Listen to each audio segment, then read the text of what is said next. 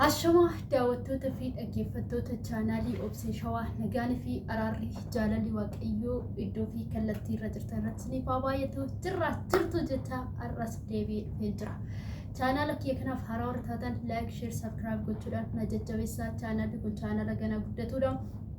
Sheer na gochuudhaan warroonni haaraa gara mana kiyyaatti dhuftan subscribe godhaatii gara mana kootti makamaa isiniin jedha. Maaliif hojjettanii wantoota ani viidiyoo adda addaa yeroodhaan gadhiisu akka gara keessan dhufu hoolan jettu irra kaawwadha. Subscribe godhaatii hoolan jettu irra kaawwadhaatii laayikii naa kennaa. Akkasumallee dogongora adda addaa viidiyoo koo keessatti dogongora adda addaa fakkeenyaaf namni kamiyyuu hin dogongora kan namni foonii namni hin dogongorre hin jiru. Dogongora adda addaa warra dhuftan koomentii jalatti na barreessatii obsee kana sirreeffadhu. Iddoo kanatti dogongora qabda, iddoo kanatti haala viidiyoo kee keessatti dogongora qabda sirreeffadhu warra jettanii ani intalli keessa sirreeffachuu hin danda'a. Kanaaf koomentii jala naa kaasni jira. Akkasumallee maal irratti akkasii hojjedhu gaafii adda addaa warroonni qabatan koomentii jalatti na gaafachuu dandeessu isiniin jedha. Tole har'a immoo maal qabattee dhufte obseen jechuun keessan oolu waa arguuf beerree fuudhu jedha Oromoon. Kan namaaf hin deenye kan namatti hin ooyine mitire. Har'a waa'ee qabadhee dhufee nama baay'ee of qabee hirraan dubbadhu bakka dhiisaa. Namni kun qaxalee namaati, jabaa namaati, guddaa namaati, nama dhuguma beekadha, nama dhuguma guddaadha jedhee Saayid irraan dubbachuu dhufe har'a. Waaqa malee namni guddaan hin jiru oomittuu garuu Saayid irraa dubbachuu dhufee jira. Dhugaa dubbachuu kana Saayidoo baay'ee na jaaladha, na kabajaa. Akka kamitti baay'ee biyya Yooman keessatti nama kabajaa qabu, nama namaaf irree yaaduu danda'u, nama namarree ofitti qabudha. Nama baay'ee goobazii baay'ee xankarraa akka ta'e nan beeka. Haa ta'u malee immoo ka guyyaan ammas jabaadhuma wanti itti badin jiru. Garuu immoo inni akka deemetti biyya akkuma argaa jirtan viidiyoo isaa viidiyoo adda addaa gadhiisatuma jira. Argaa jirtu jechuudha waa'ee Saayidoo. Akkuma biyya galeen mucaa goddanyaa isaa tokko biraankii maaliif namarratti hin hojjenne jedhee micoota akka irratti hojjisiise. Miciitti nama ol lafuudha ganna buusaa kan gadi na buustan ol lafuudha jettee buxirxir jette malee inni akka isaatti piraankuma hojjechuu isaati. Akkuma nama kamii hojiidha jedhee piraankii hojjetee mucaa hiriyaa isaati jechuudha. Piraankii kana maaliif hin hojjenne jedhee kan hojjisiise. Haa ta'u malee wanti baay'ee na garrame ijoollee. Anis dubartiidha. Dubartummaa kootti nan boona. Garuu wanti baay'ee na ajaa'ibe dubartii sammuu xiqqoo qabdi kan jedhee namni mammaakuu tokko hin jira. Mammaaksa wayii nan dagadhe malee dhugaadha jechuudha. Jechuun sammuu akkasii iddoo hin taane maaltu jira seetanii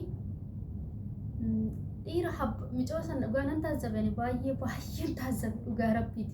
Intala bareedduu kana taatee baay'ee malka qabeessi funyaan qabaattuu kana baay'ee boontuu kana taate abbaa ijoollee lama haadha manaa otoo qabu ijoollee lama otoo qabu otoo maatii ofii isaatii nagaa jedhe qabu isaaf jettee marsii dhuguushi ani oh my god dhugaa dubbachuuf baay'een gadde akka dubartummaa tokkotti jechuudha.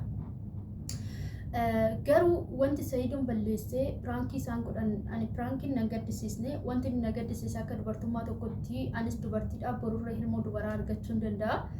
Wanti na gaddisiise daandii irratti ba'uu isaanii iddoon ishiitti piraankii godhan iddoo mooraalii namaa cabsudha. Uummanni otoo ilaalu warri daandii irra deemu xiqqaa guddaan dargaggeessi jaarsa otoo dhaabbatee ilaalu akkasitti nama keessatti ishii cabsuu suni sirriidha. Baay'ee haamilee nama gadi buusisa.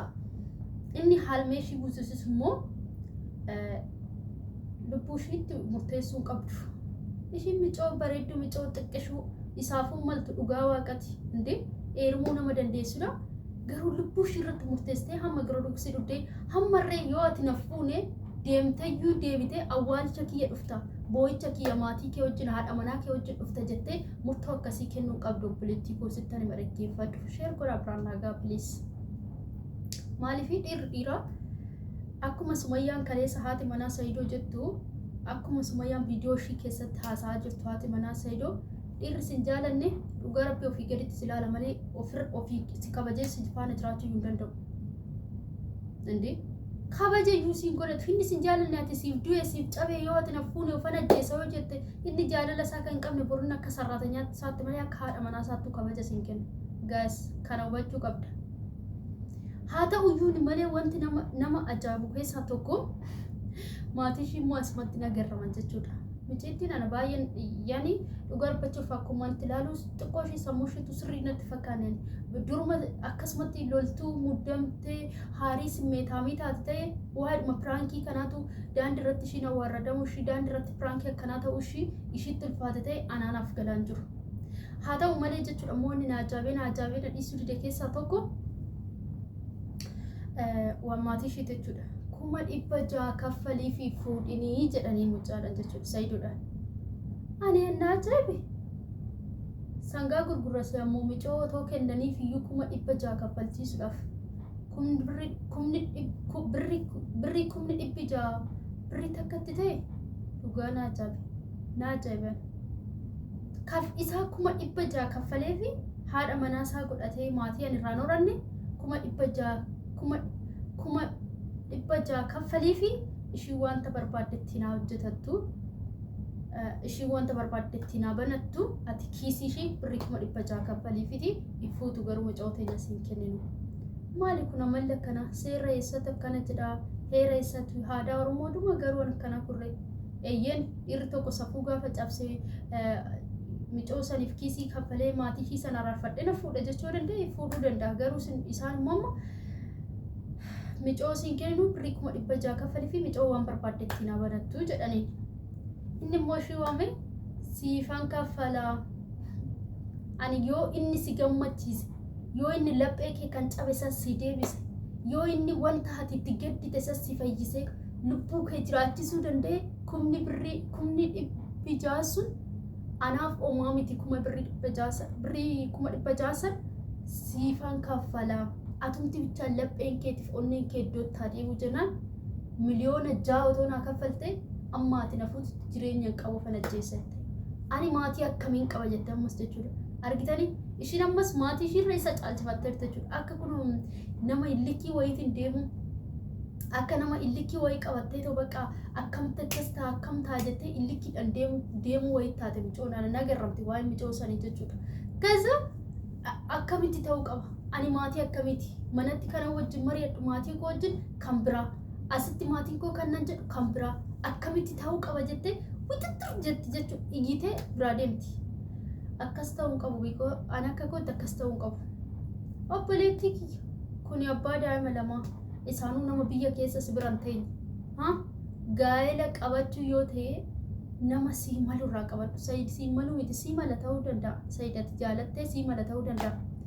Garuu lubbuu koo dabarseen kennaa maatiin koo sunis erga kanaan na qayyaratan erga birriin na qayyaratanii ofan ajjeessa jettee murtoo fudhachuun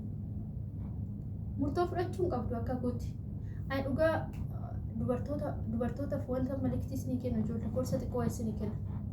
Ijoollee obbolootni biyya alaas jirtan biyya keessas jirtan biyyoota adda addaas jirtan dhugaa waaqa jiraataa dhiirri halagaadha.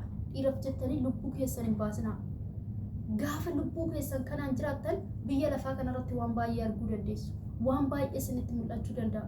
Har'a isin dhiiraaf jettanii dhiira har'a siif du'ee siif ka'ee siif cabee jedhu jettanii dhugaa rabbii lubbuu keessan hin balleessinaa. Andi lubbuu ofii koo haadha ofiitti fuudha dabarsanii kennanii maal taatas? Dhiira boru si gatee deemu jaalala har'a afaaniif inni ani siif du'ee siif ka'ee jedhu jettanii lubbuu keessan dabarsinaa please. Ani dhugaa waaqa jiraatati